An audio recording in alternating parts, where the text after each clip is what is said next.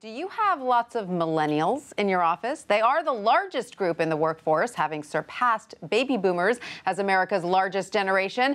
And if you have to manage millennials, you may feel a bit mystified at times. So here with some advice is Chris Soika, Chief Creative Officer at Madwell, a marketing and ad company. Chris, great to have you here. Thanks for being here. So, thank you for having me. In addition to being a millennial yourself, right. You also have an office or a company that is, what, 90% millennials? Probably. So yeah. And if they're not millennial, they're millennial in spirit. They're millennial in spirit. Yeah. All right. So these are lessons that have been learned on the front lines. Yeah, and also from my point of view, being somebody who sort of came through the workforce and started my own company. All right. And you say that you believe that with millennials, a one-size-fits-all management approach does not work.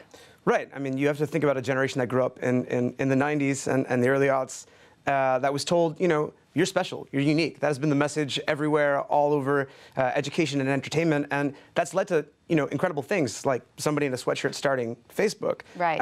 But it also creates an environment where there's an expectation that management will look at each person for what they are and try to find those unique qualities and then mentor them. So it's part entitlement, part. As both a millennial and a manager, do you find that annoying?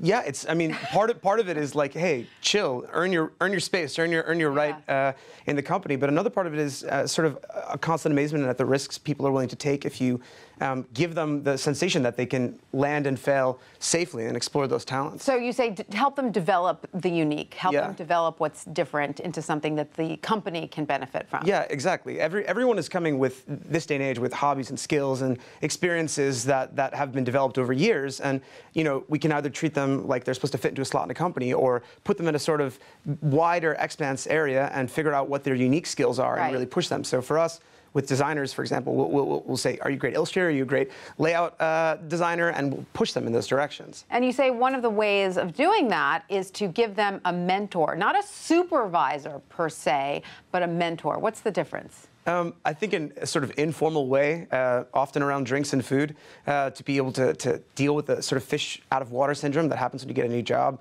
is a really important way to stabilize a culture, not just oversee them, but actually engage them. All right, and this also helps them to unleash the whole brain, you say. Do you think that most jobs do not do this for their workers?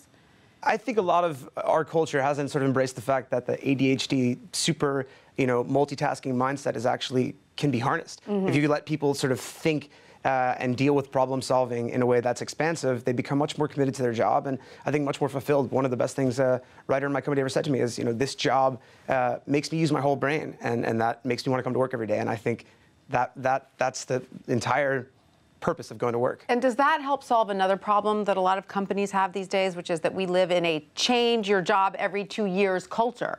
That's the only way a lot of people feel they can move up and get paid. Yeah, I think it does. I mean, the idea, at least the way that we manage, is to try to establish the sort of gains in equity that somebody is having inside of the company and then reward them proactively. Give them a raise, give them opportunities to feel like they're growing inside of the company and sort of break that idea that, you know, you have to change every 2 years to get the value you've developed in learning and growing. So it's important to recognize your stars internally and give them raises and give them promotions before they leave. Before they even ask sometimes, right? And just find and say, this has been amazing, this is where you are now in your career, and I want you to feel like you're in a family and in a company and not you have to trade up and go somewhere else to get that value. Another big thing, though, is that millennials have been raised in the age of the entrepreneur. Every single one of them wants to go off and start their own company, don't they? I mean, so how do you encourage them to stay in your company if what they really want to do is start their own?